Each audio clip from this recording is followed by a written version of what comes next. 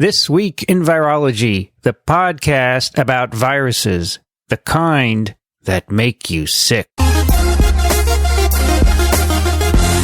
From Microbe TV, this is TWiV, This Week in Virology, episode 597, recorded on April 2nd, 2020. I'm Vincent Racaniello, and you're listening to the podcast all about viruses. Joining me today from Austin, Texas, Rich Condit. Hello, Vincent. How are you? I'm well. Let's see here. Let me get a quick look. Oh, man, I wasn't prepared for this. I'm getting the weather up here. It's 72 degrees in Austin, and the weather app says it's sunny, but that's a lie. It's cloudy, and we're expecting rain. It's pretty sunny here. It looks good outside. Also joining us, coming back for the third time on TWiV from the National Institute of Allergy and Infectious Disease, Jon Yewdell. Welcome back. Hey, Vince. Good to have you. Great to be back. Yeah, I mean, you guys have been killing it on the coronaviruses. So I have learned so much from listening to the podcast the last couple of weeks. And you've had the best people on. I mean, it's just been an education. So you guys are doing a fantastic service for the world. Well, you've probably also learned that scientists, in particular this scientist, are fallible. Oh, really? Yeah, this disease is, I'll tell you, it's a moving target. We are learning a lot. You know, Rich, there aren't many stable geniuses in the world. Yeah, okay. Well, we appreciate the opportunity to educate people. You know, we've been doing TWiV for 12 years, John, and I feel like we've been, in the scheme of the world, largely ignored. And now we have our moment to do something good. So I figure get as many people on as we can, and it'll all be there forever, as far as I can tell. Yeah, I mean, I've been turning my non-scientist friends onto you guys, and they love it. Great. They really love it. So, John, you've been at home for a while. Your lab is closed down? Yeah, we have a one person per time in the lab now at NIH. So, my lab is going to be pivoting to coronavirus work, and we think we'll be able to have a couple more people in the lab because it's because it's coronavirus. But for now, we have one person in the lab. So the guys in the lab are great. I mean, I barely have to show up anyway. So they're really senior people, and they're all terrific. And they've been working it out by WhatsApp to figure out who should be in the lab at any one time. So you probably know Rich and I were down there. Oh, gosh, it seems like years ago, Rich. It was late February. Late February, we interviewed Bernie Moss, and so he said we weren't very far from you. No, yeah, I'm sorry I missed you. It was really confusing. No, you were in the first floor. I was just upstairs. So, yeah, we're in the great new building, this building 33, that Tony was managed to get the funds post 9/11. So we built this great biocontainment building, and coronavirus is basically what the intention was, that if something would come along that was a major threat to health, that we would have BSL-3 labs ready to go, and which we do. So, yeah. I don't know if I'm correctly crediting Tony with this, but my sense is that early on after 9/11, he morphed the concept of biodefense into biodefense and emerging infectious diseases, which I thought was a stroke of genius, because biodefense was going to be probably a transient idea that people were dealing with, but emerging infectious diseases is always there on the horizon. Yeah, I mean, Tony was ahead of the curve. He was talking about biodefense before 9/11, and we had an institute retreat, and he gives us talk, discussing biodefense, and the rest of us are looking at each other like, what is he doing? And as Tony finally lost it. Yeah, so conspiracy theorists would be saying that Tony was the one who, caused 9/11, right? Because he knew about it. But no, and Tony was way ahead of the curve, and he always is. And my God, you see what a national treasure he is now. Yep. Yeah, you talk about killing it. Tony is killing it. Oh yeah. That guy is just he spent his whole career, not like he hadn't done great things before this, but he basically spent his whole career preparing for this moment. right? And he's an amazing person. He really is. I mean, he's such a quick study. He's not a young man, and yet he's got this facility to learn things very rapidly. And, of course, he's a master at scientific politics. And he's got, he's built relationships over decades, and he's probably the most trusted public servant in America. I think it's all because he was born in Brooklyn. Doesn't hurt. A lot of good scientists come from Brooklyn. You're not from there, are you? Well, I grew up in Westchester, but not far. Not far. I mean, New York, has produced better than its share of scientists, right, per capita. Truly. So it's a culture there, and it's a great place to come from. Yeah. All right. So you're a immunologist. You're a card-carrying immunologist, John. I kind of am. Yeah. I mean, I literally am a card-carrying immunologist because I wanted to advocate for postdoc salaries, a long time ago. And to do that, I had to become a member of AAI, which I did. But at heart, I'm one of these people who straddles the border, right? Like a lot of guys. I mean, so virology, immunology, and cell biology, I've just always gone between the three. And I think it's useful to not, to be able to be kind of a generalist, because you can take ideas back and forth between fields. And you guys know this. I mean, if you study viruses, you have to study everything anyway. I mean, virus is nothing but, it's just something that reprograms the cell. Yeah. So, and then viruses, we now know that every cell, I mean, on Earth actually is, if it's part of an organism, it's part of the immune system, because the most important part of the antiviral defense mechanism, as impressive as the adaptive immune system is, which I guess we'll talk a lot about today, the most crucial element of immunity is innate immunity, which begins just when the viral replication cycle begins, right? So much of the recent progress in viral immunology has been in sensing, is how cells sense that they are infected and what they do about it. So, and I give a lecture or two a year at NIH, and I often ask the people in the class, which would you rather have, an adaptive immune system or an innate immune system? And the correct answer is an innate immune system. Because without that, you're dead in a day, right? Viruses have the ability to replicate so quickly that they cannot wait for the adaptive immune system to ramp up. It takes at least 3 or 4 days to start making an adaptive immune response after viral infection, at least. You inhale a couple of droplets with SARS-CoV-2. They lodge onto your nasopharyngeal mucosa. Let's talk about the immune responses. What happens? Okay, so, the first immune response is the infected cells know it, and they try to do something about it. And the reason I say try is that the viruses are not stupid. And I'm going to be very anthropomorphic here. Of course, they're nothing. They're just things, right? But the viruses have evolved in order to transmit between individuals, which is the only selection pressure on a virus, by the way. I'm so glad you're saying that. I say it all the time. Yeah, it's so obvious, right? I mean, that is, the viruses only are selected for transmission. And whether we do it in vitro in a culture flask or in nature between individuals, that's it. That's the only selection pressure. Everything else is building up to that point. That's what they're selected for.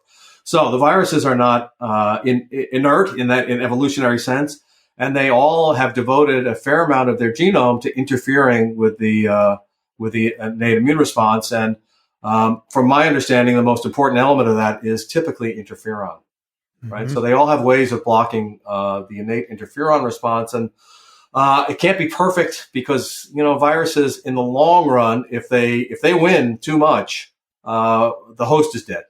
So I want to make sure I look at this episode as an opportunity to really put a lot of this immunology out there for, in particular, our new listeners who are unfamiliar with a lot of the science. So how do the cells know they've been infected? Yeah, well, I am not the world's expert on this, and you guys are actually much closer to that. But they know they're infected in a number of different ways. And one of the principal ways is that you have this kind of weird nucleic acid that's in the cell now. And so there are sensors, many sensors. People keep finding sensors for nucleic acids that shouldn't be there or are in the wrong place. So you have DNA in the cytoplasm or a different kind of RNA, like a double-stranded RNA. And the cells know. and then they start doing things. And they know because they've developed these pathways specifically for sensing foreign nucleic acids. Yeah, I mean, starting with bacteria, and something that you guys don't talk about and virologists don't talk about, but most of the virome is in the ocean, right? By far. The ocean has like, 1 million virions per milliliter, which, because there's a lot of milliliters in all the world's oceans, that's a huge amount of virus. So it's one of my favorite papers is a Nature paper where this guy, one of the few marine virologists, Curtis Suttle. Yeah, that guy is awesome, right? I love that paper. And my, 75,000 blue whales of mass of viruses, and end to end, it's 10 million light years, right? So viruses infect every cell on Earth. And so every cell, starting with bacteria, they all have to have antiviral mechanisms if they're going to compete with other cells, right? And so that, for cells too, I mean, evolution is about transmission. Your genes get transmitted if you live, and they don't if you die. And that's what drives everything. So so every cell, our innate immune system, the original evolution of that began with the unicellular organisms. And so you say that the most significant component of the innate immune response is interferon. Give us a high altitude, quick overview of what interferon is and what it does. Yeah, so interferon is it was the first cytokine discovered. It was discovered in the 1950s by Jean Lindemann and Alex Isaacs, and it's probably should have been a Nobel Prize. I mean, it was an amazing discovery. And they found a factor, right? It's like how a lot of science works. These days, phenomenology is used as an insult, but to me, it's like at the center of science. You discover a phenomenon, right? In this case, the phenomenon was if you have an egg that's infected with flu, and you take a supernatant get rid of the virus from the egg, and take the supernatant and put it in another egg, it prevents the egg from supporting flu replication. So it's something that interfered with infection. And this was a time when I think they were inspired by the physicists with all the ons, electrons, protons, muons, gluons, whatever, all the ons. And so I think they were talking to someone and said, oh, it's interferon, right? A really cool name, right? So like a 1950s Sputnik-inspired name, interferon. So they had this name for this thing, right? And then they could do like the Oswald Avery kind of experiments, I think, and show, well, it's not a nucleic acid because it's resistant to RNAs or DNAs. And it looks like a protein because we can precipitate it. And oh my God, it's susceptible to trypsin or whatever protease they used, right? So they went through the kind of functional ways of defining it. They knew it was a protein. They knew its size, but it was really, it's very, very potent, right? It takes a tiny amount to induce its effects, and cells don't make a lot. And biochemistry was, I hate to say it was more primitive because they kind of knew more biochemistry than most of us do today, but the techniques were not as advanced. So in the end, it really couldn't be defined molecularly until genetic engineering came along. And then the gene was cloned by a couple of labs, and that's when things really started to move in immunology as well. Because now once you could clone genes, you could find all sorts of things that before you had to do classical biochemistry for. And back then, if you wanted to know what a protein was, you actually had to sequence it. And that's, it's still not easy to sequence proteins, at least not by the traditional method. Now we do it by mass spectrometry. But so back then, everything was much harder, and genetics came along, and all of a sudden things became possible. There was always tremendous hope that interferon would be a drug, and it kind of is. I think it's FDA approved for some cancers, but something that immunologists learned after cytokines were discovered is that they're very potent. And what makes you feel sick in a viral infection, and this is good for the lay audience, it's not the virus per se. I mean, cells dying, you would hardly know probably. How does the body know that a cell is dying in the lung? It doesn't really know. What happens is the cells make interferon. They recruit other immune cells very rapidly. Once the infection gets going, you've got neutrophils. These are the most abundant cells in the blood. They come into the infection site. You've got monocytes. These are other cells in the blood, not quite as abundant, but still quite abundant. They turn into things called macrophages. And these guys get going in an infection site, and they start producing cytokines. And what makes you feel ill is the cytokines, which have evolved to make you feel sick, right? It's not flu-like symptoms. you ever give a thought why every virus basically kind of gives you the same symptoms? It's because they all induce cytokines. And the cytokines themselves are what make you feel sick. So interferon alone, talk to some people who have had interferon therapy for cancer. It's serious. You feel awful. And it's not just the interferon. Interferon induces other cytokines. There are two other cytokines that are really important for viral infections. They're called IL-1 and IL-6. They're the guys who kind of ramp up the inflammation, recruit cells. They alone will give you a fever. IL-1 was discovered by several different groups, and depending on who discovered it, they gave it different names. So one of the names had something to do with fever, and IL-1 is a major cause of fever. So, fever is really interesting, right? It's the hallmark of infections. And what does it do? Good right? question. Right? And I think there's evidence with poliovirus, right, Vincent, that cells in the nose, if you heat them up, they don't replicate the virus as well. But what is fever doing? So fever for a mammal, that is physiologic heat shock. And there's an awful lot of work at the basic molecular and cell biological level what heat shock does, but how physiologic heat shock, which is basically fever, how this affects viral replication, I think is still really a mystery. And over the years, I've tried to get new postdocs interested in it. You always have to get new ones because they're naive and they kind of still listen to you. And what I realized is it's a hard thing to study, actually. And mice are perverse because the virus that we mostly use in my lab, which is influenza virus, mice can actually decrease their temperature. So it's not easy to study fever. And there aren't, as important as fever is, because it's a hallmark of infection, there are not a lot of studies about how fever is actually working. So, so a cell gets infected. It knows it's infected, and its fate may be death. But in response to the infection, it manufactures interferon, which is sent out to neighboring cells to warn them. Exactly. And also to signal this, what you've described, it sounds like a cascade of other signaling molecules and recruiting a bunch of other cells that in a not in the same sort of specific way as we will discuss in the adaptive response, in a fairly non-specific way, respond to this infection and try and put it out, right? Yeah, they're not completely effective, right? So almost every mouse model of infection shows that the innate immune system, which has a cellular element that we'll talk about next, this can control viral infections, but can't completely eradicate the virus. And I think that's really interesting as well. Why in so many infections, there's this balance between having to have an innate and an adaptive immune system. It seems to me it's kind of poised on this knife edge, which is suspicious, as if the body wants to be infected. It's just the question is like, why? So if interferon works, and it does, right? And although viruses have ways of countering it, why aren't we always in an interferon state? Why do we wait to turn it on? Right? I think it's really interesting, actually. Interesting question as to why that is. But that's the idea, Rich. And these cells that come in, they're not well studied. I mean, like if you do a search on neutrophils and viruses, there aren't a lot of papers there, or even macrophages and viruses, but they clearly have antiviral activity.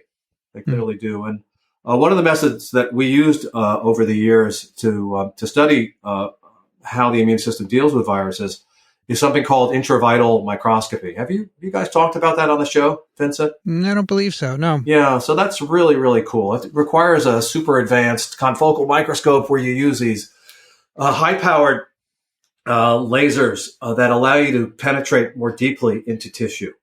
And when you have a multiphoton microscope, you can do this on a living mouse. It's not easy. There's a woman in my lab who started as a postdoc who became the world's expert on this, named Heather Hickman. She now has her own lab at NIH. She is just an amazing scientist you guys should have on the show at some point. Heather is one of the world's leaders in this, where you can actually visualize what's going on in an immune response in a living animal. And, it's high-end immunology because it often involves cell transfers. You've got to have all sorts of money to buy cool mice that have green macrophages and red dendritic cells. And, it gets really complicated. But you can actually visualize 4 or more different cell types in real time in a living animal during a viral infection. Mm-hmm. And Heather's published a bunch of really nice papers on these. And in some of them, like one of the earliest experiments she did in the lab was we infected cells in the skin with the vaccinia virus, Rich's favorite virus, probably. Yeah, definitely. A really great model virus, and the virus that the most successful vaccine virus of all time, right? It eradicated smallpox, which people forget about, the great scourge of humanity. So this vaccine virus is still maybe a good vaccine virus for expressing other proteins. And so it's still important to understand how it works. And Heather could show that immediately after an infection, you saw neutrophils just mobbing the site of infection. It was quite impressive, actually. And then we had a paper a couple of years ago where Heather and another supervising actually a postdoc in the lab named Stephanie Cush, what they could show was that the monocytes had a really important role in even in the later stages of the infection in dealing with the virus. So how these innate immune cells, even these very nonspecific ones, are working and how often they're working is really something we don't understand. There's another very important type of immune cell. It's a lymphocyte, but it's a different kind of lymphocyte. It's called a natural killer cell. And this is a cell that we have lots of that may have a little bit of specificity for viruses, but is more of a generalist. And what it can recognize is changes in cells caused by viruses that cause it to be activated. And when it's activated, as its name says, it can kill the cells. And we'll talk about the CD8 T cells, which are famous for killing, and the CD4 cells, which aren't famous for killing, but still kill, actually. And these cells can kill, and they also secrete cytokines. And they play probably a really important role in viral infections, and they are crazy complicated. I mean, people are, kind of wary of immunology because of all the molecules and all the names and the nomenclature. It's almost a different language, but even a T-cell immunologist like me is wary of NK cells. I mean, it is super complicated. Mm-hmm. They have these receptor called KIRs, and these are incredibly polymorphic genes, and different ethnic groups have different ones, and they recognize all sorts of changes to cells. And one of the ones that I'm most interested in, because we work on the CD8 T cells quite a bit, these cells have the ability to detect when class 1 molecules, which we'll talk about later, these are molecules that give specific signals to the immune system how to deal with viruses. Many viruses downregulate class 1 molecules, and NK cells can then kill the cells that do that. There are other viruses that change other parts of the pathway. The NK cells know that. And a lot of how we know all this information is from studying herpes viruses, which are the geniuses of all the viruses. Herpes viruses are quite amazing. My understanding is that every mammal has its own set of herpes viruses that co-evolved with it. So these viruses have been with humans since we were pre-humans. And we have our own set of, 6 or 7 herpes viruses. And these are viruses that basically can chronically infect us. And most people have 3 or 4 herpes viruses that last our whole lives. So these viruses infect us. They don't do much if you're not immunosuppressed, but they do get transmitted, which is their raison d'etre. And they have a myriad of methods of dealing with the immune system. They deal with NK cells, they deal with B cells, they deal with T cells. And from studying these viruses, we get tremendous insight into how the immune system generally works, right? So, we're always shilling for basic research on TWiV, right? It's one of the great features of your show. You're always pointing out how you never know what discoveries are going to be made and how they're going to relate, and so herpes viruses, they've given us a whole new tool bag of proteins to study, to understand, and also in some cases to provide therapies then, because they can specifically block with certain elements of the immune system that then become perhaps useful, right, in dealing with autoimmunity and all sorts of things. And, you make a discovery, you never know how it's going to be used. So, innate immune system, super complicated. There are also, there are things in our blood and in our body fluids that have innate immune functions. There are things called collectins, which have sugars that viruses that bind to sugars like flu could be neutralized by these substances. There are things called defensins.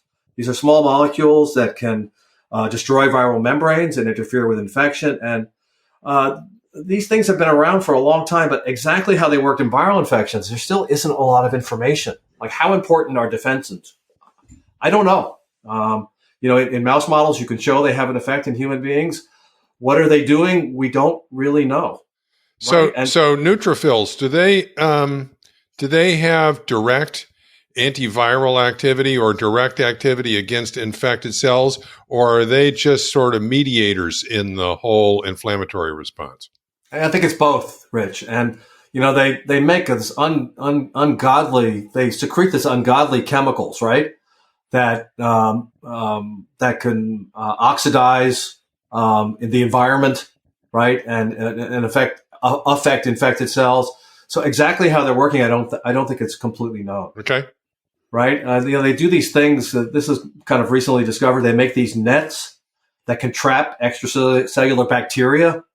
Right. That's like one of their principal functions, I think, in bacterial immunity. And whether such nets are involved in viral infections, I don't know that that's known or not. Well, this is all very interesting because from just the description so far, the genome has a very, very heavy investment in this innate immune response and fighting off pathogens. Oh, yeah. Oh, my God. How many interferon inducible genes are there? 1,000? Right? It's something like that. So, something they're even called, right? What are they called? Yeah, it's like it's 5% of the genome at least is interferon inducible. And so total immune response genes. Oh, it's probably, I don't know, 5%, a few percent. It's amazing. It's absolutely amazing, right? But the world is a dangerous place. Yeah, well, one of the ways I think about pathogens is to consider what happens to a corpse when you die and the immune system is no longer working. You liquefy pretty quickly. And maybe your corpse, not mine. You're fighting that off all the time. You're under attack all the time. You are. This stuff has to work. So one of the most poorly chosen words in the medical literature is a self-limited infection. It is. Viruses are self-limited. No, they're limited by your immune system. Yes. Right. And so the most important part of the immune system, which we always ignore, it's the most obvious. It's your skin. Right. Without a skin, which is also your heaviest organ, I believe, because there's a lot of it. Yep. You are dead in half a day. Right. So I wasn't much of a medical student. I didn't really like medical school, but I learned some things. And so I took some courses, right, and some clinical courses. And once I was kind of working in an ER, and I had the opportunity to go get a patient. And it turned out that the patient who needed the ambulance was a guy who had been in an apartment fire in Philadelphia. And I was sat in the ambulance as we took him to the hospital, and I watched his skin fall off him. And oh my God, that was something. He did not make it. You need a skin, and it's not the viruses that are going to get you first. It's everything else, bacteria, fungi. You're dead. So most important part of the immune system is its barrier function, which is the skin and the mucosa. Right. This takes care of most viruses. And how important is the skin? Well, you have insect-borne viruses, right? And without the insect, you don't get infected because the insect has to penetrate your skin. And even if it's just a few microns, that's enough, right? And so the skin is a very, very effective barrier. It's an amazing, skin is one of the great achievements of evolution, isn't it? So, John, you mentioned these, you get infected and within hours, we're ramping up interferon and other cytokines, cells are coming in, and you start to feel this. You get flu-like symptoms, you get fever, you get redness, etc. But some people never feel anything. And that's kind of an underlying theme in what I want to do today is that there's this big range in immune responses. In the that's right. Well, so, probably most infections are inapparent. Mm-hmm. Right. And it's happening all the time. And you deal with it so effectively that you don't even notice it. Right. Or you're feeling a little scratchy throat or something, a little bit of a tiny cold. But many times infections are probably inapparent. And I think, people are finding that now because they have these, you guys have been talking about it. They have these tests now where you can test for like 20 different respiratory viruses, right? And they find that people can have more than one, often do, or, they'll have things you didn't quite expect and you don't have symptoms from it. So, there's all sorts of, if the immune system is doing its job perfectly, you never know it's there. So what you're saying, so for SARS-CoV-2, a lot of infections are either extremely mild or inapparent. So you're saying that we've achieved in those the perfect balance of innate defenses without triggering flu-like symptoms. Yeah, that's right. So that's the innate immune system doing its job perfectly. And it can stop infections before you need to make antibodies and T cells, right? Absolutely. Yeah, absolutely. So it takes a certain amount of viral load to get a primary immune response. And then, secondary is probably, so even, so secondary, and we'll talk about that later. Secondary means you've been infected once and you're going to get infected again. When you're handling that, it's exactly what's going on is that on top of, you have the innate immune system, which is there, but it gets help from the memory elements of the immune system. And if it's antibodies, maybe you don't get infected, right? Because they're going to block infection, at least as we think, although I think we'll talk about that in detail, I hope to. But there are T cells then that are induced by the primary infection, which are resident T cells. We now know these exist and are important, and they can take care of the few infected cells that may be there. So is it reasonable to think that if I inhale 100 droplets and they seed throughout my upper tract, that has a better chance of bypassing innate defenses than if 1 or 2 droplets come in? Well, everything is dose related. Yeah. Right? It's a fundamental law of mass action. You cannot break the law of mass action with viruses or anything else. And, right. I mean, it's more likely to work. At the same time, one of your episodes, you were talking about the dose effect, and that gets complicated, right? Because they're replicating organisms. And so it's possible that the dose curve could be really flat, right? Or not. And, so one of the crucial issues that you're getting at, Vincent, is why do some people get really sick and other people not? And that's really apparent with COVID-19, but it's also true for everything else. I mean, an average year, what is it, like 60 million Americans are infected by flu, and very few of them wind up really sick. And why is that? Well, some of it we know, some of it is comorbidities, other diseases that you have, other conditions you have. It turns out that the biome has surprising effects. The bacterial biome has surprising effects on other elements of the immune system. We were collaborating with Barbara Rehrman's lab at NIH. They had a remarkable paper in Cell a couple of years ago. A brilliant postdoc in the lab. I had gone throughout Maryland collecting feces of wild mice. This is a really smart guy. And what he showed was that if you took the wild mouse biome, and he reconstituted notobiotic mice, these are germ-free mice. If you reconstitute them with the wild mouse biome, they were protected against lethal flu infection compared to the labome, the lab biome that each of the major mouse providers, Jackson Labs, Taconic, Charles River, they have their own biome that they give to the mice, and it's a completely artificial biome. So this guy, Stefan, I'm just blanking on his last name, really great guy, smart. He showed that the wild mouse biome changes the immune system, and that was based on the work of lots of other people. This is a huge field now, how the microbiome affects immunology, immunity, and autoimmunity. He showed that changes antiviral immunity, and he also showed it makes them. If you have the wrong biome, the artificial biome, you're more susceptible to inflammatory induced cancers in the colon. So, wow, how is that working? Like the referees wanted mechanism, and we're like, really? You want mechanism? Okay, just give us 100 years, and maybe we'll have a mechanism for you. Yeah, fund me for life. Yeah, I mean, it's complicated. I mean, and they're. So that's a burgeoning field. Yeah. But that just shows you how complicated things are. So we need to find out what the perfect biome is, essentially. Yeah. Well, yes.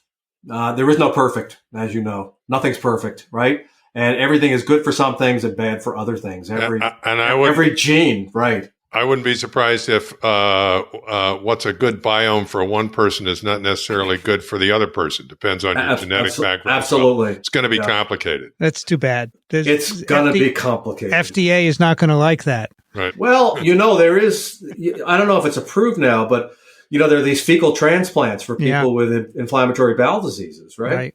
Where their biomes are really screwed up, and they can profit, at least temporarily, is my understanding, from fecal transplants. Right.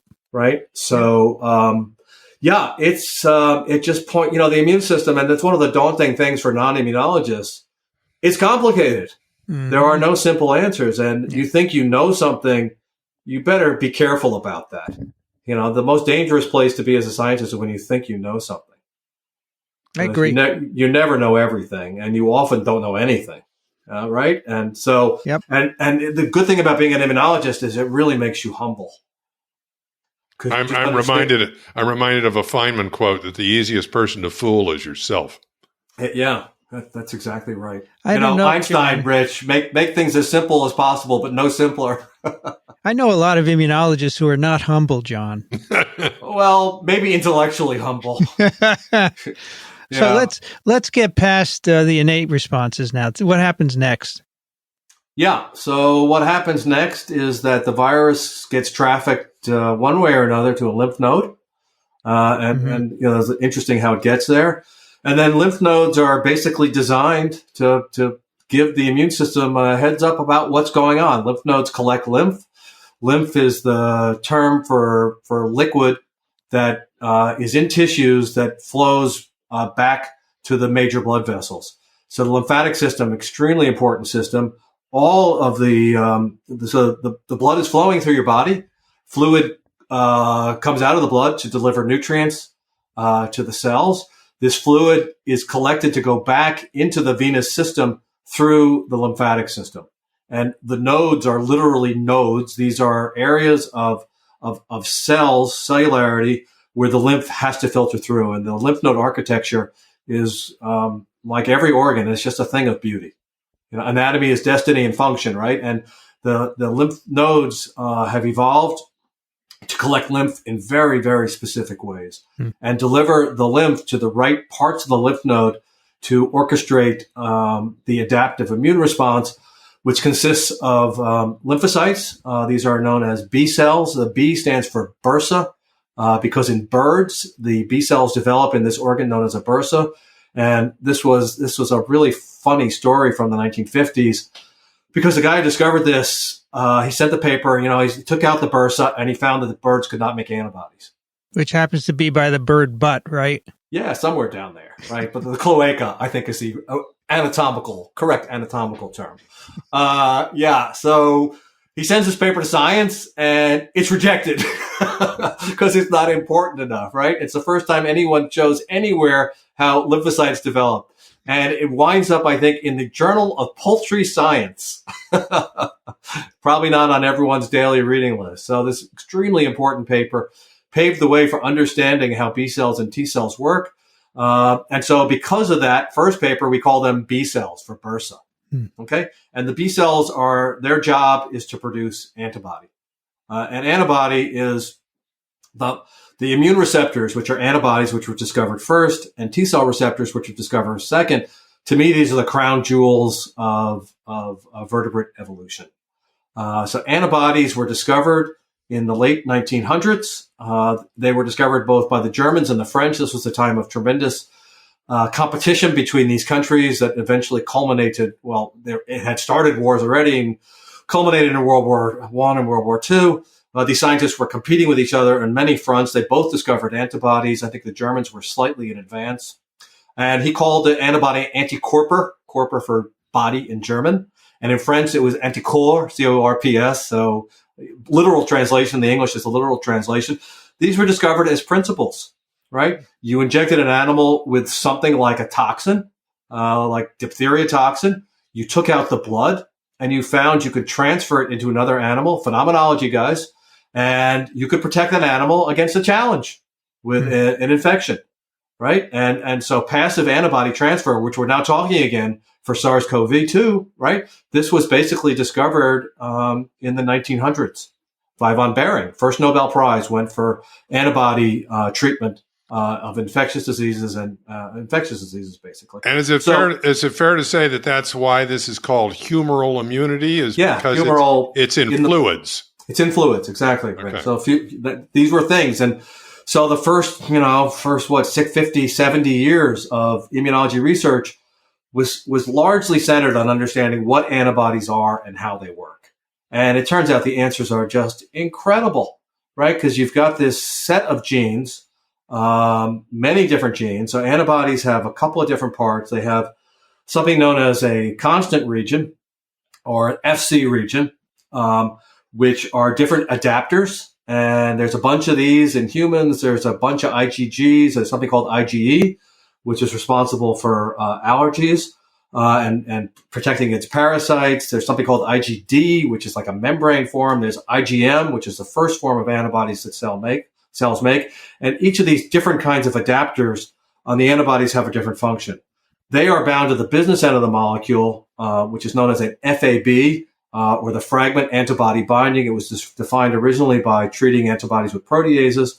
And these are the parts that bind antigen. And what the early German immunologists discovered was that the immune system is capable of responding to essentially an infinite variety of antigens. So the specificity is not built in for individual antigens. And what was discovered was that the Germans were the pioneers in making new organic compounds. They can make a compound that had never been seen on Earth or the universe before by organic chemistry, inject it into an animal, and the animal would make a specific antibody response. So clearly nothing was hardwired in this system, right? Nothing was hardwired. You could respond to anything, which is amazing, actually. A receptor that can respond to anything? So how did that work? And so this was an incredibly important question for biology. How does this work? And it turns out the way it works is you've got about 1,000 different fragments. Maybe that's too many. I'm just blanking on the real number. 1,000 different fragments, which are the variable regions, the V regions of the antibody genes, and these are rearranged in B cells. So this is after the organism is made. You've got these B cells. They have all of the possible antibodies they could make in their DNA. They randomly pick certain regions. They make a random antibody. Okay. And it's even more complicated because they have both a heavy chain with a variable region and a light chain, which doesn't have the FC portion. These two have to find each other and make a stable antibody molecule. So when B cells are doing this, most of the time it's a disaster. It doesn't work and the B cells die. So you throw away a ton of B cells to do this, right? So then finally you make one where the antibody can fold. It is transported to the surface of the B cell and it sits there waiting, right? And a long time. I mean, a naive B cell, I don't know what the half-life is, but it's probably decades, right? And these are very lonely cells. This is like the Maytag repairman, just waiting. And most of them, their love is unrequited, right? They go through their whole lives and they never find a partner. Their whole lives, right? So they die. That's sad, very sad. But sometimes something comes along, like a coronavirus, and oh my God, the antibody can bind to this thing. Okay, so the B cell gets really interested in B cells and T cells. They are amazing cells because when they are not activated, they're circulating in the blood. They're visiting all the lymph nodes, looking for antigen. When they find an antigen in the lymph node, they go crazy. They go from dividing never. For T cells, there's a paper from Tom Bracciali's lab showing that the T lymphocytes, they had a clone that could divide every 2 hours. Every 2 hours. Holy shit. Pardon the French. Every 2 hours, that's like a yeast, right, Rich? I mean, yeast could divide, 80 minutes, right? So B cells can divide, 6 to 8 hours. So you can go from one cell, and then do the math, right? Every day you could do 4 doublings. You get to 1 million cells in a pretty quick time. And that's why it takes time to ramp up. You'll start activating the lymphocytes right away, but they take time to divide, the logarithmic phase. So you listeners who are thinking about how the virus logarithmically divides, think of the lymphocytes as nature's response to virus logarithmic division. These guys logarithmically divide to fight the virus. So the B cell starts making something called IgM. And what IgM is you take 5 different antibodies, 5 or 6 antibodies, single chains, and you tie them together. Okay, so this brings us to a crucial concept, which may be lost on the lay listener, but is really important for young scientists, which is the difference between avidity and affinity. Crucial concept in all of biology, but particularly in immunology. So what avidity is how tightly two multivalent substances bind to each other. Okay, so why this is important for viruses, every single virus has a repeating structure on its surface. Every single one, right? So affinity is how tightly a given receptor binds to a given ligand. Okay, so let's take a really weak example, say a millimolar affinity, which means you have 1 millimolar of a substance, which doesn't sound like much, but that is a ton of a substance, right? At 1 millimolar, 50% of the ligand will be bound to its target. So if we have an antibody with a millimolar affinity, we're talking about 50% binding at 1 millimolar to the antigen. Okay, so that's very, very high, right?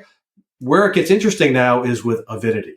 So let's say we have 5 antibodies. These have 10 binding sites, right? So if they could all bind at the same time to this one target antigen is just something that binds an antibody. It's an operational definition. The affinity now will not be 1 millimolar. It'll be 1 millimolar to the 10th power. Okay, so let's get real with a virus. You make an antibody. The average affinity of a primary antibody is something on the order of, well, a micromolar would be a really crappy one, right? It's 10 micromolar, it's 0.1 micromolar, 0.01 micromolar. Okay. So the idea now is that we make this kind of crappy antibody to start with. We make an IgM to increase the avidity.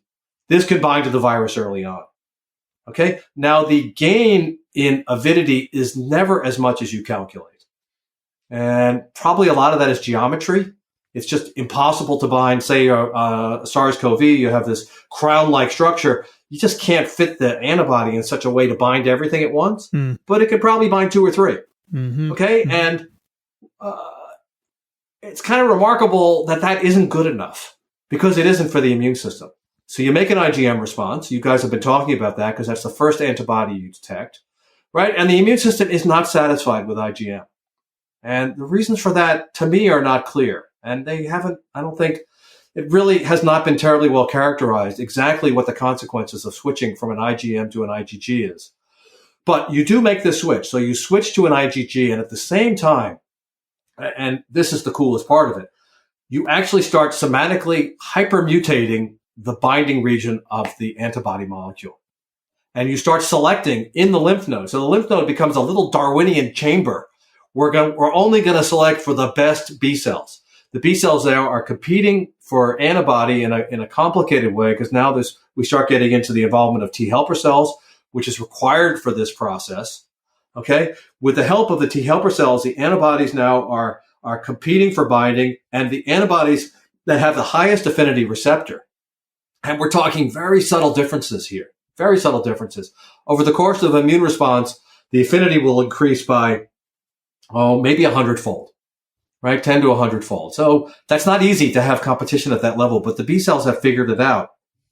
And this is the quality of the antibody keeps increasing. In other words, how tightly the antibody binds the antigen that increases during the course of the immune response.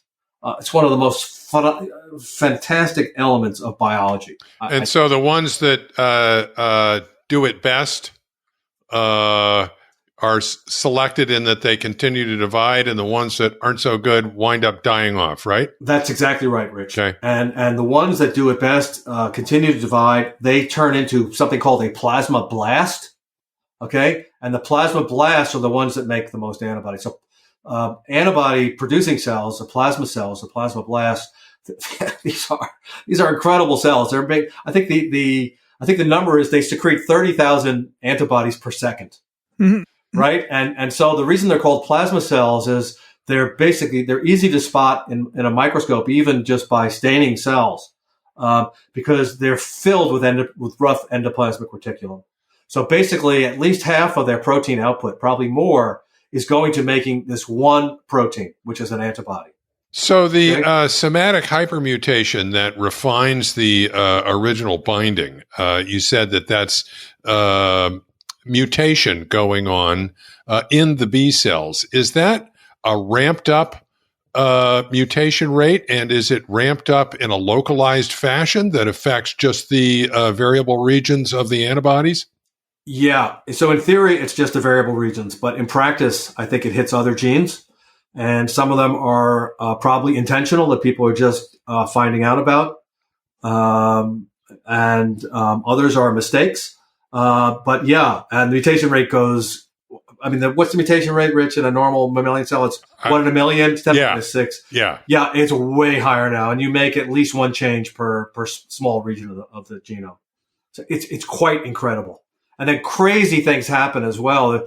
Antonio Lanzavecchia, a fantastic immunologist in Switzerland, published a paper in the last couple of years where he showed that antibodies can even capture segments of other genes to lengthen the FAB so that they can fit into some antigens better than others.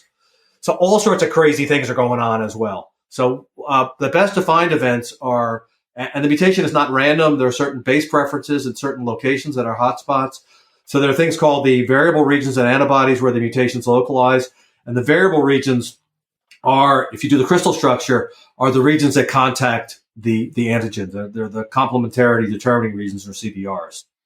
So, okay, so I want to. Oh, sorry. Go ahead, Rich. No, I want to just back up for a minute and make the point that we're talking about the adaptive immune response now, and emphasize the difference between the innate immune response and the adaptive immune response, because the innate immune response is a sort of a generalist response to an infection, whereas the adaptive immune response, now the immune system has made a response that's specifically for this pathogen or this particular antigen, and it takes a while to ramp that up because of all the things that you've talked about. The innate immune response is right away. It takes a while to do all of this, selecting out the appropriate B cell and doing the maturation and everything else. And that being said, okay, I should have mentioned this in the innate part. The borders between innate and adaptive are really blurry. Okay. A lot of gray. And here's a finding in mammals and even notobiotic mammals. So animals that have no bacteria, no viruses, as far as we can tell. They still have 10 milligrams of antibody per mil in their blood. Okay. So that's how much antibody you have. When you make an immune response, a really good response, you'll make another milligram.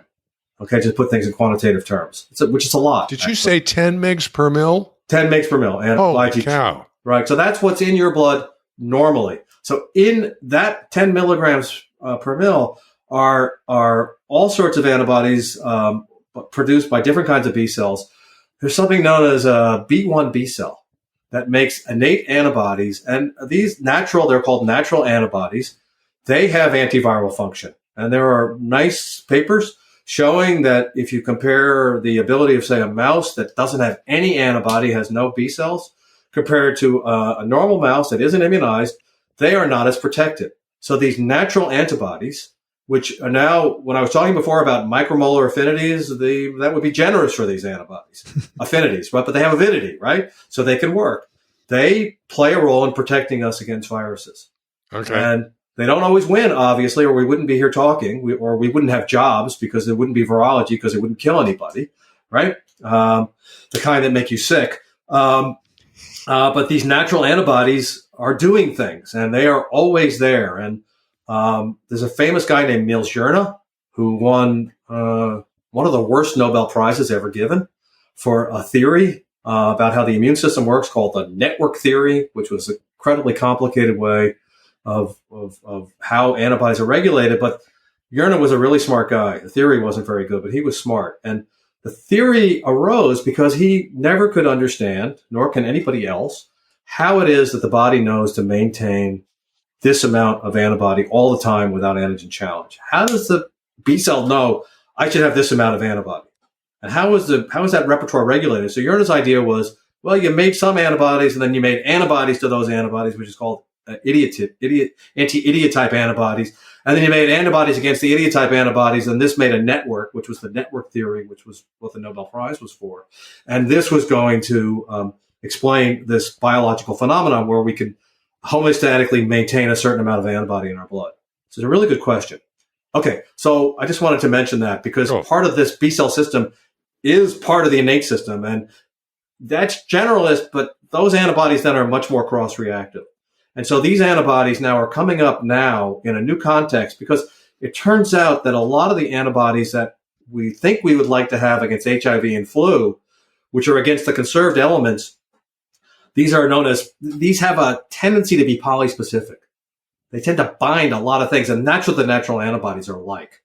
So these antibodies that we think we may want, and we could talk about that if we get into flu, we probably won't. It's really not clear how important these anti-stem antibodies are going to be for flu. I know that's been in a bunch of episodes before. And many of us are hopeful they'll be useful, but whether they are or not, we don't know. Many of these antibodies are kind of like the natural antibodies in that they're not as specific. Okay, so something else that's important to talk about, even for immunologists, people speak about specificity as if it's perfect. There's no such thing. There's no drug that binds only one molecule, and there's no such thing as specificity. It's just a question of how much something binds. Everything binds everything else in nature. It's just a question of affinity. Okay? Everything binds everything else. And things that look like they're not very important, right? Say micromolar, most biologists would say micromolar affinity is not relevant. Well, so numbers are really important, right? Crucially important, and we often ignore them. So in a cell, if you have 1 million copies of something, given an average cell size, that's 1 micromolar. Okay? So what's at 1 micromolar? Lots of things. Ribosomes are at 3 micromolar. Many molecular chaperones are at micromolar quantities. So again, 1 micromolar, 50% binding. Okay, so depending on how much of something is there, affinity governs everything, basically. So antibodies are not specific. They will bind everything.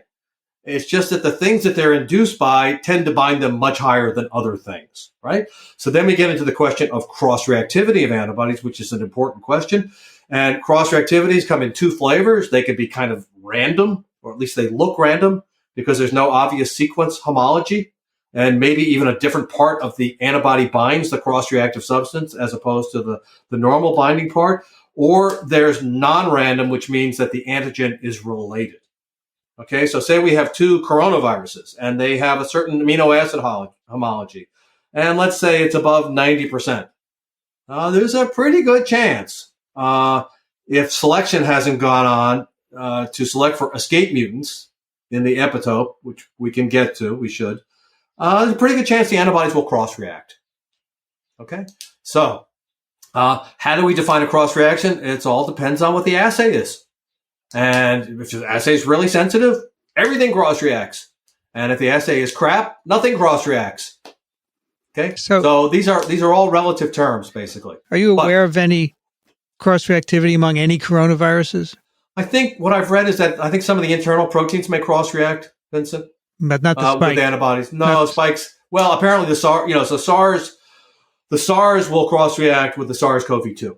SARS-CoV-1 and CoV-2. There are antibodies that cross-react, and Lanzavecchia actually has them, right? Some of the people who made antibodies from SARS, the human antibodies, they find out they're useful for SARS-CoV-2. And so one of the therapeutic antibodies in play now is being developed by a company called Vir, which Antonio's technology went to Vir. He still has a research lab, but he was involved in the creation of Vir. I believe they have an anti-CoV-2 antibody that was made originally by a patient infected with SARS that cross-reacts. Got it. And neutralizes in vitro, so is a potential therapeutic antibody. But none of these endemic coronaviruses, no cross-reaction. No. They have a very low sequence homology. And I've got a guy in my lab, a postdoc, who was looking at the possibility of having cross-reactive peptides for T-cell recognition, which we'll get to. And there's such low conservation in the internal proteins there that there aren't many of those peptides either. Got it. So, yeah, the circulating coronaviruses are not going to provide any cross-protective immunity. John, what's the timing here? When do you first make antibodies after an initial infection? I think day 1, things get ramped up early. Day 1, day 2, yeah. The B cells are sitting in the lymph node. They're trafficking between the lymph nodes.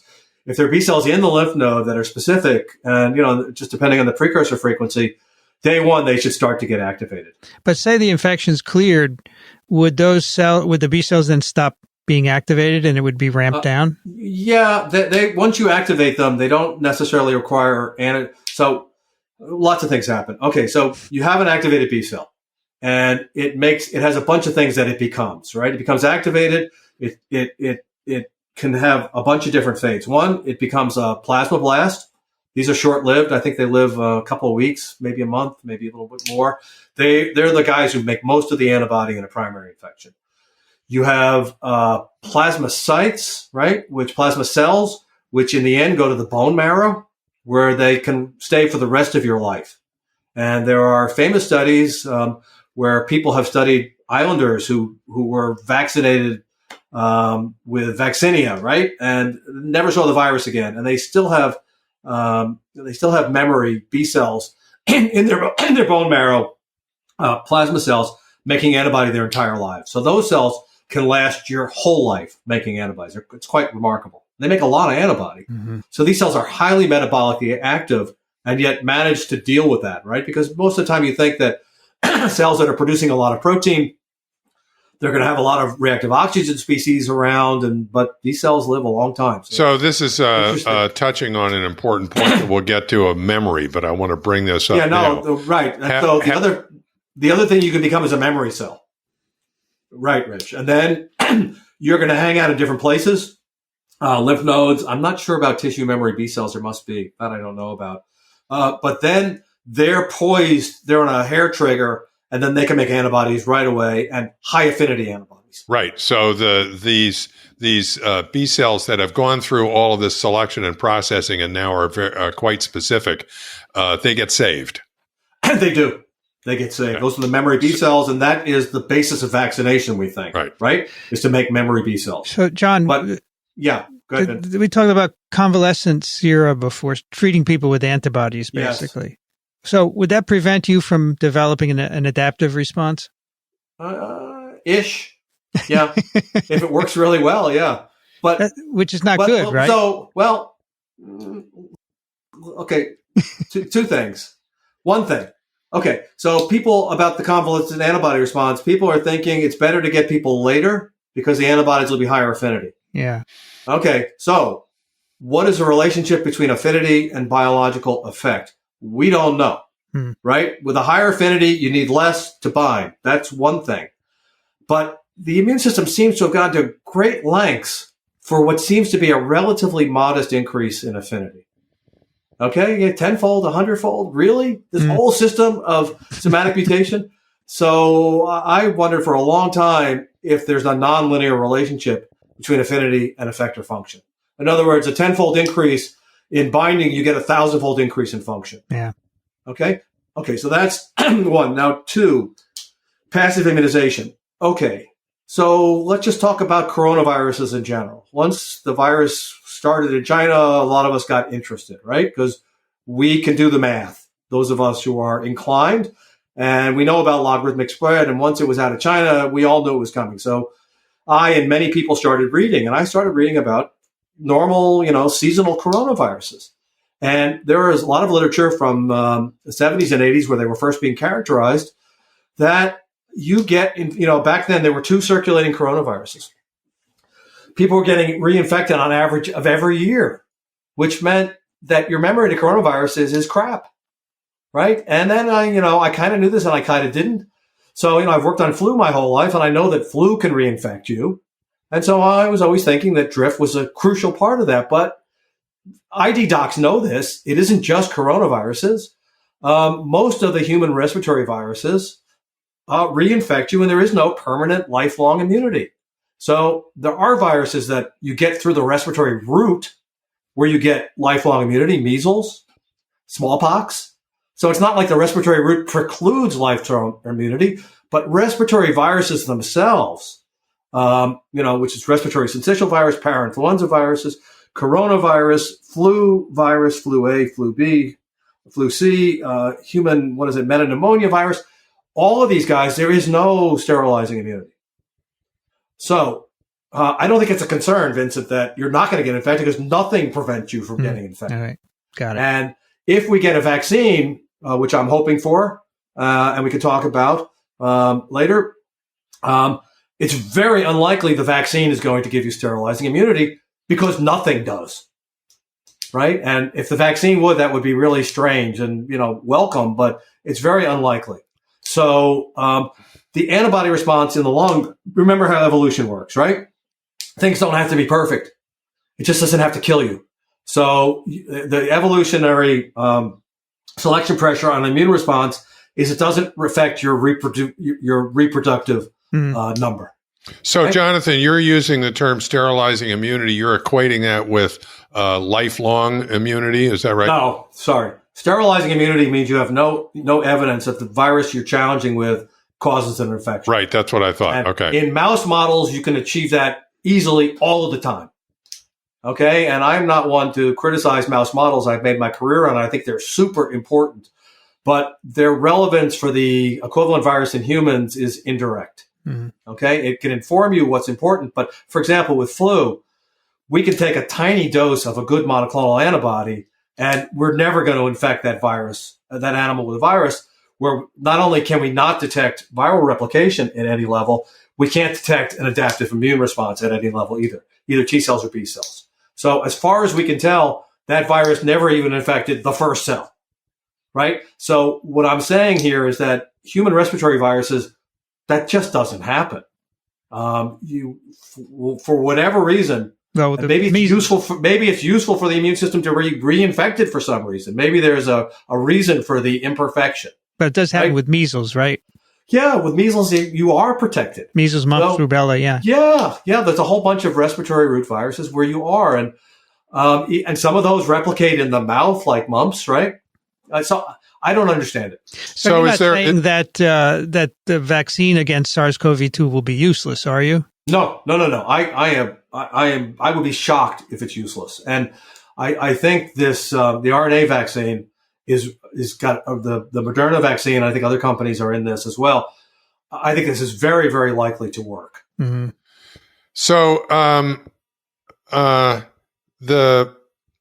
does the immune response to the respiratory viruses actually wane over time in contrast to, say, something like measles? Yes. And, the evidence is it's just a couple of months. And so why is that? Why is it that some viruses give you durable and or sterilizing immunity while others give you an immunity that is not sterilizing and not as durable? That's the question, Rich. Okay. Like we said on the last show, when a scientist says, good question, that means I don't know. I don't know. Okay. Yeah, I really don't know. I think it's really interesting. And I think that's a really excellent question. And I think it also kind of changes the way that I've thought about flu vaccination, right? And in some ways, I used to think, boy, flu is really smarter than the other viruses. And in a way, it's the opposite. The other ones can reinfect you without changing antigenically, mm-hmm. right? So flu has to change antigenically, which is interesting because other guys managed to do it without it. Is that true? If flu didn't change, it would not reinfect you? I don't know, Vincent. I don't know, but that's what evolution would argue because it does. Right. It does do it. I mean, but who knows? I don't know the answer to that. I think it's really interesting. So one of my second paper as a PhD student, my first paper was taking the monoclonal antibodies that were made by my lab. I worked with Walter Gerhardt, who was the first person to make monoclonals to viruses, and my PhD project was to select the escape mutants that wound up turning into this glorious antigenic map that became very useful 40 years later when people really became interested in making a vaccine to flu. And my first paper was showing what is the frequency of escape mutants for an individual monoclonal antibody. And I got a number. It was 1 in 100,000. And it turned out I did it wrong. So the real number is like 1 in 10,000. It was an artifact I didn't know about. It was figured out by a Spanish lab 5 years later. Okay. So my second paper was to compare flu to other viruses that don't change in nature, like parainfluenza viruses. And the number was the same. And at the same time, there was a group at Wistar where I was that did it for rabies virus, which is invariant in nature antigenically. Same escape frequency, higher than flu. Doug Lyles did it with vesicular stomatitis virus, another rhabdovirus. The escape frequency, virus doesn't change in nature. Escape frequency with monoclonal antibodies, higher than flu. So other viruses can escape. They just don't. They don't. right? And Corona doesn't. So that people are, there's a lot on the internet and a lot even in the scientific community. And I just saw Bob Gallo talking about this on TV, worried about, selection of coronaviruses. The evidence so far is that what we're seeing is just genetic drift. In other words, every virus is bottlenecked from one individual to the next, right? Yeah. Because you're infected with a few virions at most. And the mutation rate of viruses, even Corona with a proofreading mechanism, it's high enough that every virion basically has a mutation somewhere. So it's impossible when the virus is going from person to person that there wouldn't be genetic changes, right? And the episode with Mark Dennison was brilliant, by the way. I learned so much about the polymerases. The discussion was terrific. The virus is going to drift genetically no matter what. And as Mark was saying, there's just no evidence for positive selection. Yeah. Right. In other words, that any of these is any better than the other ones. And the amazing thing about this virus is that it is so well adapted for humans in such a short time. Now, we don't know that actually. May have been thousands of years getting ready, right? Well, you mean going back and forth?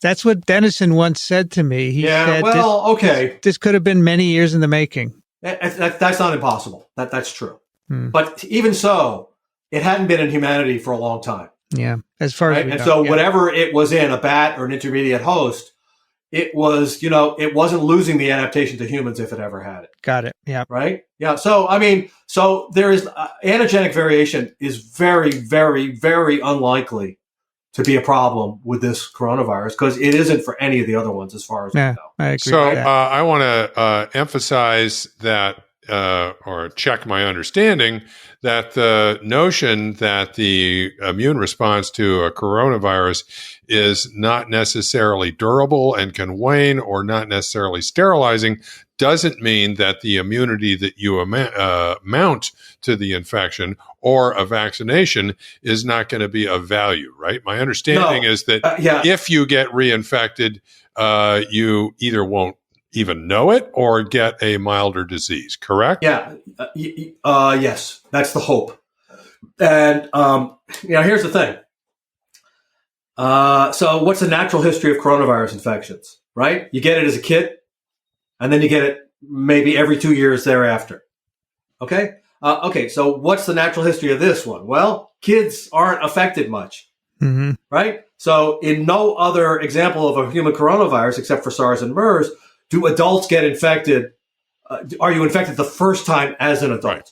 So it is entirely possible that this will be no different from the normal circulating seasonal, self-limited, right? Coronaviruses. They're not limited by self. They're limited by the immune system. Yeah. And the hope is that a vaccination will enable us old guys to be protected against a really serious infection. And so in the normal situation, you're just basically getting boosted all the time, right? Exactly, Rich. That's right. So that's the hope, is that you turn what it could be a really nasty disease, although, again, with a relatively low mortality rate at the population level, it's disaster. But evolutionarily, it's not a super high killer like smallpox was, right?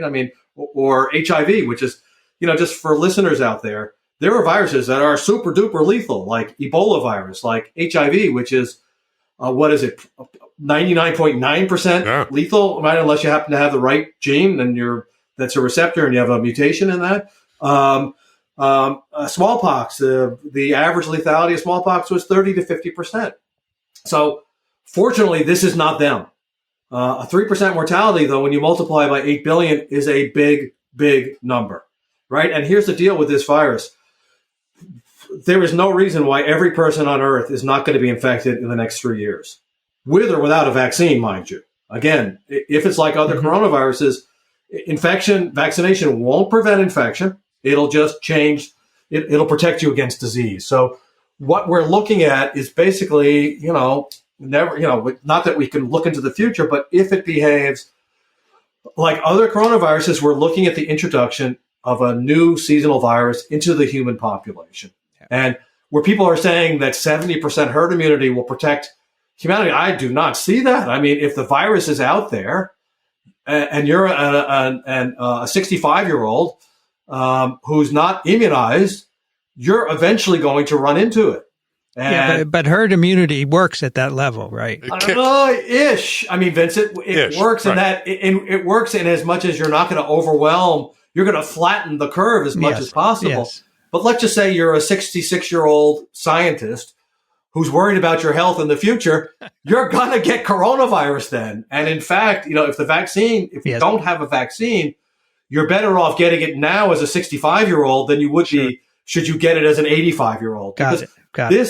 It's not going away. Actually, wait a few months until the healthcare system gets itself sorted out. That's flatten the curve.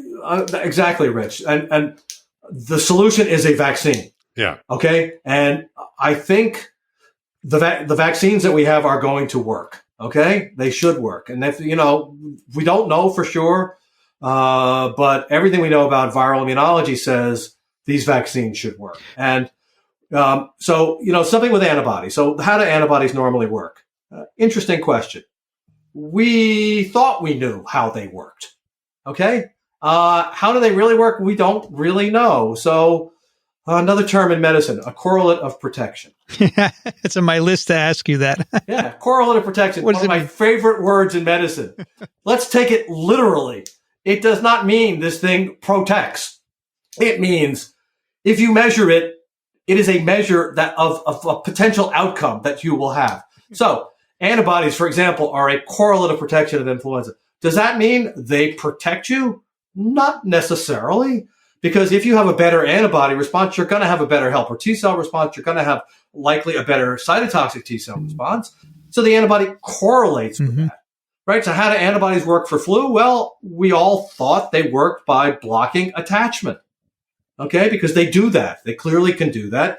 And that's how you would get sterilizing immunity. But it turns out for flu, it's way more complicated than this.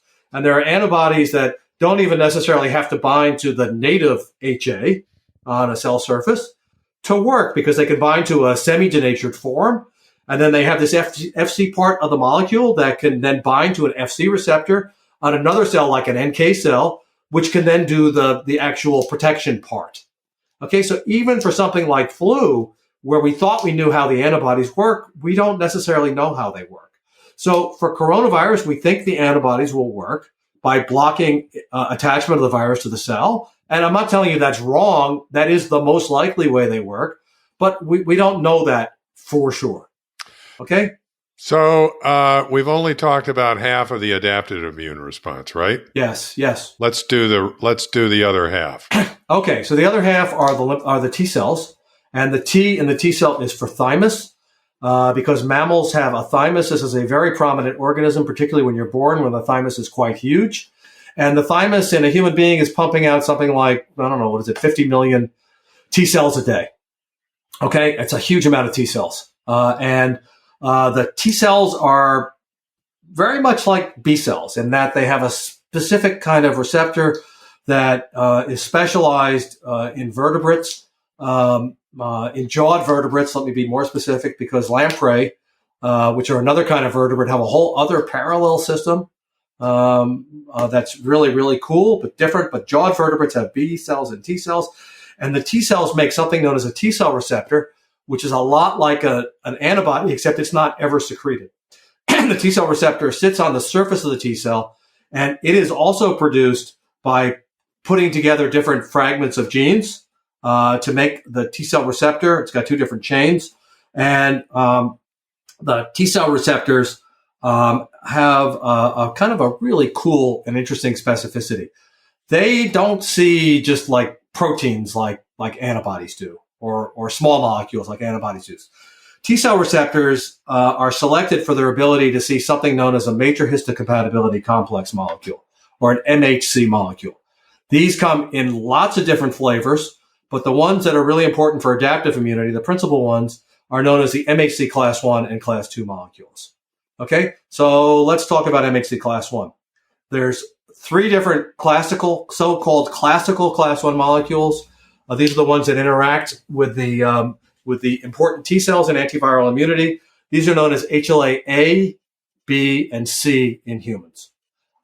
These, along with the class 2 molecules, are the most polymorphic, or among the most polymorphic genes in any vertebrate organism, or I would say in most vertebrate organisms. Humans have thousands of different alleles of class 1 molecules at each locus. A locus is a part of a gene that makes a molecule. So the HLA, for example, HLA-A, there's 1,000 or several thousand different HLA-A molecules that you inherit from your parents. And you have 2 copies, of course, one from your mother, one from your father. So potentially human beings have 6 different HLA A, B, and C molecules. In the thymus, the T cells are educated because they don't know what's coming. Because there are so many different alleles, you can't have a hardwired T cell receptor. So they make a whole bunch of receptors, and then you throw out 98% of them because they don't bind to the proper self class 1 or class 2 molecules. Class 2 molecules are called HLA-DR molecules. And they're maybe even more important than the class 1 molecules, but I'm not going to talk as much about them because I don't really know as much about them. Because I spent my whole career on HLA class 1, and so I'm class 1 centric. So they are selected on binding the right class 1 or class 2 molecule, and if they can do that, but not too well. So there's both positive selection for binding and negative selection for not binding. So it's a Goldilocks phenomenon, which happens a lot in biology, right? We're looking for the ones that can do it just right. So they have just the right affinity that they see self, but not too well. Because if they see self too well, then you get autoimmunity and you die.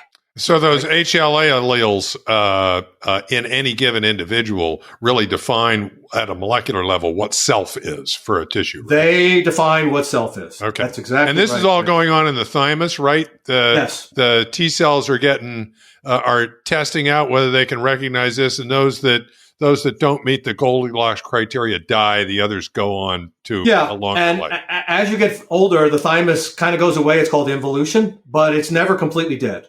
And even guys our age are still making T cells in their thymus. That being said, you may have an operation where they have to remove the thymus. That's just part of the operation. And apparently you do okay. So there's probably extrathymic development of naive T cells as well. I'm keeping mine for the time being. Thank you. Yeah, I'm not sure if I still have mine because I had open heart surgery. I'm not sure if I took it out or not. Is the T cell repertoire as diverse as the antibody repertoire? Yeah. It is. Yeah, well, yes and no. There's no somatic hypermutation. Okay. So in that sense, not. Got it. But the naive repertoire, I think, is as diverse. Okay. So it's super diverse, right? And so then, what do? Well, they are constantly surveying. And this was highly controversial that they played a role in immunosurveillance of cancer. But it turns out, practically anyway, if they don't play a role in immunosurveying cancer, they almost certainly do. They can be used to cure cancer.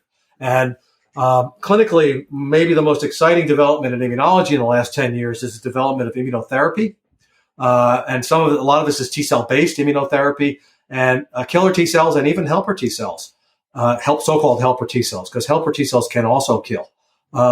These cells have the ability to basically cure people who have before were incurable cancers. Two of my very best friends, one was kept alive for a couple of extra years by immunotherapy based on checkpoint inhibitors, which release the ability of T cells to work. And the other one is alive to this day because of immunotherapy, basically. So these T cells, they may be primarily involved for infectious diseases, principally viruses, but they can also play a very important role in cancer. And this is, again, a lot of the work in the class 1 antigen processing field has been done by viral immunologists. But the beauty of this is, again, knowledge is good, right? Knowledge is good. And it turns out a lot of this knowledge is very useful now for cancer immunotherapy because the same system used for class 1 immunosurveillance in virus is used for class 1 immunosurveillance in tumors and other things as well, autoimmunity. Okay, so normally class 1 molecules, what are they? Class 1 molecules are an adapter molecule. They are a molecule that is made like other cell surface molecules in the endoplasmic reticulum. This is a part of the cell where you put together molecules that are destined to leave the cell, either to be on the cell surface or to be secreted. They will only leave the endoplasmic reticulum, and everything I'm saying is loaded with caveats, so nothing is 100% here. Okay, only is a relative term. They will only leave the endoplasmic reticulum when they find a ligand. What is their ligand? Their ligand is a peptide. These peptides are between generally 8 and 11 amino acids long. What's a normal protein? A typical protein is 400 amino acids. So the cell has a way of, when it makes proteins, producing peptides from those proteins to load onto class 1 molecules to deliver to the cell surface. Okay? This happens for class 1 molecules in every cell all of the time. So class 1 molecules show up on every cell? Every cell, including platelets, but not erythrocytes. Okay. And we're talking about any protein that's made in the cell, whether it's... Excellent question. So if you were to query every class 1 molecule in an organism, you would find peptides probably from every protein. But it is not random. Okay? And what those rules are just being now divined, because with the advances in mass spectrometry, we have the ability now to characterize what's known as the immunopeptidome. This is the repertoire of peptides presented by class 1 and class 2 molecules, right? I'm proud of that word because I was one of the first people to invent the word. It was a neologism, right? The immunopeptidome. So, and it turns out that it's not linear. It's not simply a representation of what's made. And the rules are complicated. But one of my most important papers was a paper in 1996 with Jack Bennick and Louis Anton, where we proposed that most of the peptides presented for immunosurveillance were made co-translationally. In other words, as a protein was being made, you were also making the peptides. And the reason we proposed this model is we did this really simple experiment. We took cells, we infected them with a negative strand virus. In this case, it was vesicular stomatitis virus. And then we just asked a very simple question. How long after adding the virus does it take to make enough peptide for a T cell to kill the cell? Okay? And it turns out you could wait 30 minutes after adding the virus. You had made enough protein for the T cell to kill the cell. Now, the peptide we were studying comes from a viral nucleocapsid, which is a very stable protein. You can't measure the half-life of the protein. In other words, how much is degraded every given unit of time, because the virus kills the cell before you can see any net degradation. Despite that, the peptide was being made very, very quickly. We later could go back and do much more careful kinetics by systems where we can measure how many class 1 complexes were expressed per unit time via a technique known as flow cytometry, where you can measure precisely on the cell surface how much peptide is present. And what we can show was you start making peptide at the same time you start making proteins at the same exact rate. Okay? And just from very simple kinetic analysis, you can see that the proteins cannot be coming from the normal standard turnover of the peptides cannot be coming from the normal standard turnover of proteins. It's a pay-as-you-go system. So you make the peptide as you make the protein. I came up with an acronym for this, which was a DRIP, a defective ribosomal product. And the idea is that protein synthesis, like everything else in life, in biology, is not perfect, and that you make mistakes as you make proteins. So that was kind of the original idea, and that was 24 years ago. That was 1996. And since then, we've learned a lot more about this system. And it's incredibly quirky. Remember I said you can't break the law of mass action? Well, you can't, but this system apparently does. And so there's no simple relationship between what you think is the source of the peptide and the peptide. And through work of my lab and Neelab Shastri's lab, Jacques Nifia's, it turns out that making the peptides is really, really cool. Right? And there's all sorts of translation that goes on in the cell. Translation is the process by which ribosomes make proteins. It's known as protein translation. It's easy to confuse with translational research. So it's kind of the opposite. It's very basic research. As ribosomes translate the proteins, crucial question, right? What are ribosomes translating? So until recently, 10 years ago, we had no idea really. And then Jonathan Weissman's lab, a guy named Ingolya came up with this fantastic method known as ribosome profiling. It gives you, it looks easy, it's not, it's hard, it's expensive, but my God, it is fantastic. It gives you a snapshot of what ribosomes are making. You take cells, you open them, you collect the ribosomes, you digest the ribosomes with the enzymes to get rid of all the RNA that isn't protected by the ribosome, and then you deep sequence what's protected by the ribosome. And so you get a repertoire of the translatome. And through clever tricks, which were published early on by Angolia and Weissman, you could tell where ribosomes are starting, where they're stopping. And it turns out a huge amount of translation is translating things that were not annotated as protein genes. Okay. So there's maybe, 20 or 30% of translation, are non-classical open reading frames. Mm-hmm. And a lot of these non-classical, alternative translation products, it turns out, have better access to the class 1 processing machinery. And there's a paper we're working on, a couple of papers on bioRxiv, showing that this non-traditional translatome is probably a very, very good source that people have missed of peptides for cancer immunosurveillance. Mm. We've focused on influenza virus, and we have made some remarkable discoveries. One of which is that we found that if you take a model peptide that we can study easily because we have the tools, and you put it in the negative strand of flu.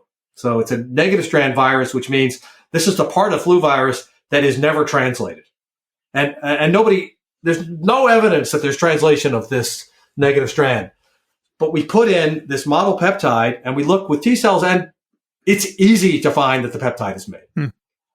Okay. And that is crazy, right? Vincent can tell you how crazy that is for a negative strand virus to have translation on its negative strand, right? And it's basically unprecedented. Something else. Capped. It's not even capped. How the hell is it translated? And it's got nucleoprotein bound to it. I don't know. But as you say, nothing is absolute in biology. Nothing is absolute. And the first paper we kind of had on this, although it was a bit different, was what we did was we used a trick to prevent that Paul Digard's lab had published, where you just take something like actinomycin D. It's quite simple. Which shuts off host RNA synthesis. And because flu gets its caps or its messages from the host, it turns out to prevent the export of flu mRNA from the nucleus, right?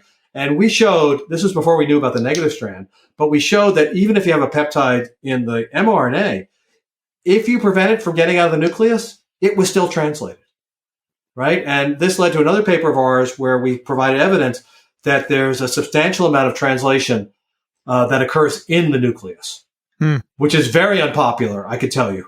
Very, very unpopular. And I am persona non grata in the translation field because people just kind of refuse to believe that this is possible. But there's a really wonderful paper from a guy named Robin Farias and Sebastian Apcher, who is in his lab, where they're looking at model peptides, and they have really nice evidence that if they deliberately retain messages, or not even messages, just peptides in introns are presented for class 1 immunosurveillance. And they show that if they prevent the message or the mRNA from leaving the nucleus, it has no effect on the presentation of the intron. And then as a control, they also were looking at a normal location for a peptide in an exon, right? And this was supposed to be a control, and this was supposed to show that the message has to leave the nucleus to make a peptide under normal circumstances, and they found the opposite. So in their system, they found that nuclear translation was making all of the peptides. Okay, so the rules for immunosurveillance are not the standard rules of translation. There are all sorts of crazy things that go on, and there are enzymes involved. There's something known as a proteasome that you've probably talked about in many other TWiVs. The proteasome is the principal intracellular protease involved in protein degradation. This led to a Nobel Prize for Chikanova and Hershko and I forget the guy at Fox Chase who did the enzymology for showing that how proteins are turned over in cells. There's something known as ubiquitin, which is a really cool molecule that tags proteins not just for protein degradation but for lots of things. But one of its major functions is telling the cell to degrade this protein. And there's a huge number of enzymes devoted to appropriately ubiquitinating proteins when you add a ubiquitin to the protein to tell it to be degraded. So the proteasome is also involved in producing peptides. Okay, produces many of the peptides, but we and other people have examples where the peptides are produced in a proteasome independent manner by enzymes that we don't even know about. And in many of these cases, the normal rules for protein degradation are also avoided because ubiquitination is not required. Okay, and so an important rule of biology is that there are exceptions to every rule. Jonathan, Right? Jonathan, what is the function of the cell throwing up all these peptides on the surface? Yeah. Well, okay. So what is the function? One of the functions is apparently cancer immunosurveillance. It allows the cell to monitor whether you're making things that should not be there, something that cancer cells do. It's kind of a hallmark of being a cancer cell, is mistranslation. So you have all sorts of genetic changes. So you do have point mutations in proteins that can happen with genetic changes that are recognized by the T cell. But it turns out, and again, this is just now being published by my lab and other labs, you have dysregulation of the non-traditional, non-standard translation, and these are also potentially recognized by the immune system to do something about the tumor. Okay? So that is perhaps a reason why you have constitutive antigen presentation. But for sure, one of the reasons the system is there is to detect when viruses come along. And the reason for drips probably is that it enables very, very rapid detection of virus-infected cells. There's no sense in having a T cell that can kill a virus-infected cell if the virus, if the cell has already gone all the way through the infectious cycle and the variants have been released, right? The only reason for having a T cell is to kill the cell before you can release virions. So from that standpoint, the use of drips is perfectly logical, right? We want to detect the cell as quickly as we can. The generation of peptides is really, really, really complicated. And there's another source of peptides, which is the standard turnover pathway, proteasomes ubiquitin. These I have dubbed retirees. These are proteins that, for whatever reason, get degraded. One of the dirty little secrets in cell biology, so something known forever, is that proteins have a certain half-life. Okay, it's usually on the order of a day. Okay, but every protein has a given half-life. So it has a retirement rate. Okay, on average, you make it to 65 before you retire. Some people retire at 20, others retire at 30. Why is it? What is it that it selects for this retirement age? Right? What is it exactly? How does the cell know that this protein should be degraded with this half-life? Is it because it gets damaged? Is it just normal turnover? So it's just going to be ubiquitinated randomly at a certain rate? That's really one of the dirty little secrets of cell biology, is we don't understand the triaging for protein degradation, what normally regulates proteins. But okay, sorry for the digression. These retirees are also a source of peptides, no question about it. And you don't have to be even made by the cell to get into the class 1 pathway.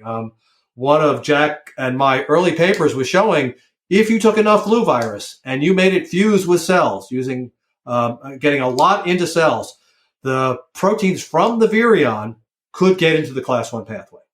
So there's lots of ways to become a peptide. But drips for viruses, for infected cells, for every virus that has been studied, drips are making maybe 90+% of the peptides. So that appears to be the reason. Now, the reason, right? What else do class 1 molecules do? Okay. So we all focus on them because we're immunologists, right? But it turns out, okay, I love this story. The first knockout mice published, right, was by Smithies, Nobel Prize, and they knocked out beta-2 microglobulin, which is an essential component of class 1 molecules. This is a 12 kilodalton protein that has to bind to the class 1 heavy chain to make the class 1 molecule, right? And for years, the phenotype of the mice was that they only have immune defects. Wrong. Okay? People are only looking for immune defects. And there's lots wrong with that mice. The mice actually have hemochromatosis because there's another class 1 molecule involved with iron metabolism. Okay? So they have that. The mice are also incredibly stupid, which took behavioral psychologists to figure out. And it turns out class 1 molecules are needed in the brain for normal neuronal development. Okay? So wonderful work on that. What else do class 1 molecules do? Incredibly cool paper from Sloan Kettering in the 1970s showing that female mice can choose their mates based on single amino acid changes in class 1 molecules, right? This is mate selection, right? And there's evidence, which isn't quite as good in human beings, that women choose their mating partners based on HLA differences. So they did these famous experiments in Philadelphia in the summer where they took sweatshirts from sweaty guys and they gave them to women, and they asked the women to say which ones are least repulsive to you. And the ones that were least repulsive were the ones that had different HLA types. So what is the evolutionary selection pressure for a molecule like this that is expressed on every cell in every vertebrate? Be careful what you think you know, right? Yeah. And you tend to think something is important for what you study, okay? But the biology of these guys, in terms of what is actually selecting for all this, we don't know. Right? And other things class 1 molecules do. Again, if you have a molecule expressed in reasonably high numbers in every cell, the odds are evolution will find other tasks for this thing.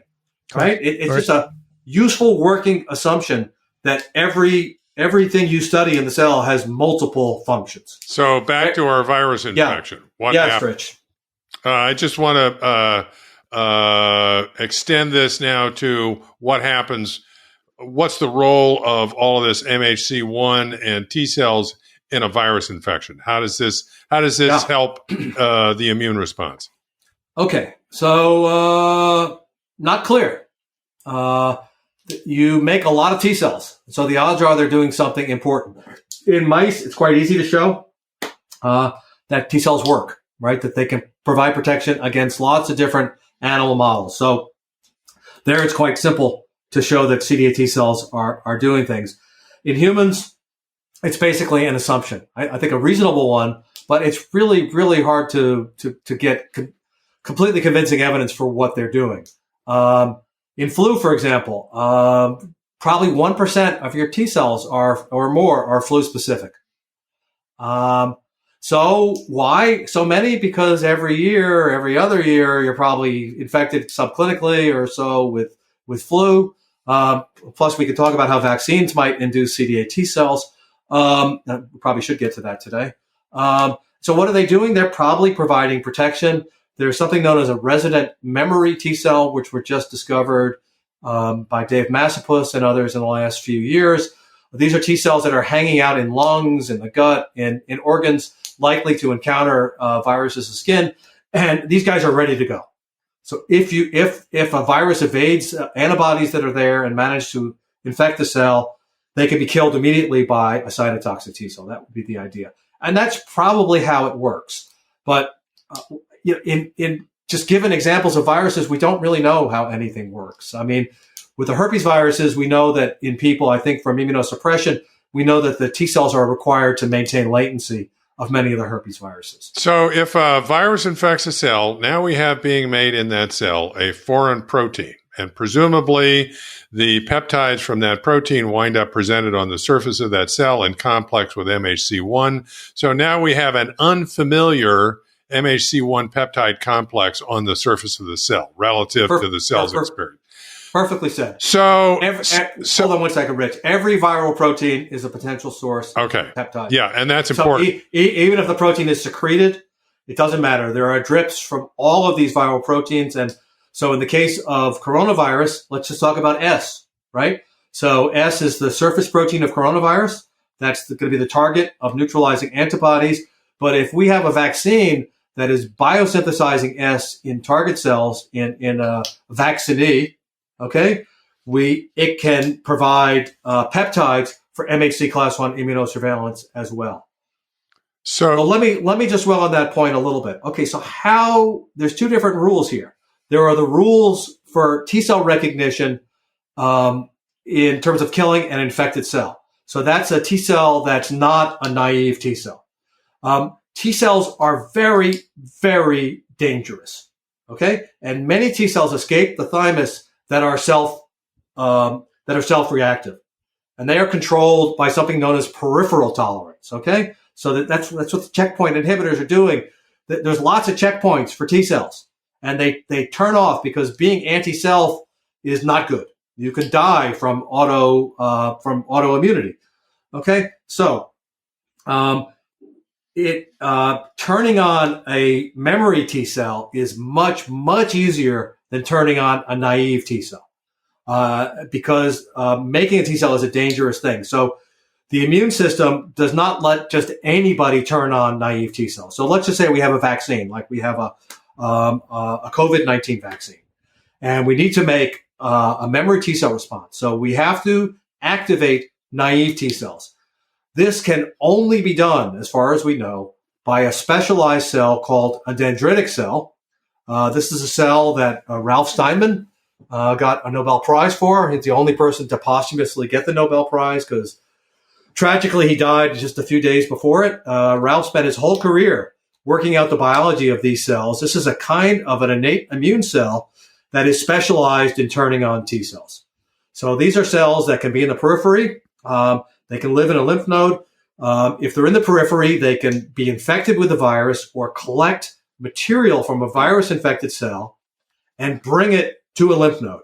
If they are not infected, this is something known as cross-priming. Cross-priming is really, really important for vaccination because in cross-priming, we can take a virus that does not infect a professional antigen-presenting cell, that does not infect dendritic cells, and this can enable a cytotoxic T cell response. Okay? Lots of viruses can infect dendritic cells, but some do not. Okay? So in this case, let's say we give this RNA vaccine. We have two possibilities. One, you give it in the muscle, most of the RNA is going to go into muscle cells. Okay? So if there are dendritic cells that are recruited to the site of the injection, and that's how the vaccine is formulated, it's got adjuvants in there to ensure that it gives the right signals to the immune system to turn on an immune response. That's what an adjuvant does, right? And so this RNA vaccine now will recruit dendritic cells that can either pick up the RNA itself, right, and start translating the protein, or it can collect antigen from the muscle cell, right? And it can do this just because the muscle cells might die and they'll phagocytose, collect it. Or there's a process that I named, but I did not discover, known as cross-dressing, where the muscle cell will make the class 1 peptide complex, and the dendritic cell will get the class 1 molecule by a process known as, I'm just blanking on it, trogocytosis, one of my favorite words. This was discovered by and named by these two French guys, Joly and Houdrizier, who showed that through this process, two cells that touch each other, when they come apart, they collect each other's cell surface proteins, including class 1 molecules, right? So this cross-dressing was later showed by Suzanne Rosenberg, Mike Bevan, Brian Dolan, that this could be a source of priming for the immune system. So those cells, those dendritic cells, will go to the lymph node. The lymph node is designed to activate B cells, helper T cells, killer T cells. The killer T cells can be activated there, turn into effector T cells, turn into memory cells, just like B cells, right? And then go out and do their job. And their job? Their job is to kill the cells, but also to secrete cytokines. Okay. Recruit other cells. So one of Heather's papers, what she showed was that the T cells could produce cytokines that recruited the monocytes that actually had the antiviral activity. Right? So things get really, really complicated by how they actually work. So the effect in the long run is to create cells that can recognize a cell that's making a foreign protein and kill it. Yes. Okay. Something else important that a lot of immunologists don't even think about. When cells are exposed to type 2 interferons, this is interferon gamma. So who makes interferon gamma? T cells, CD8 T cells make it, CD4 T cells can make it, NK cells can make it. Type 2 interferons upregulate lots of things. Class 1 molecules is one of them, but they also upregulate class 2 molecules.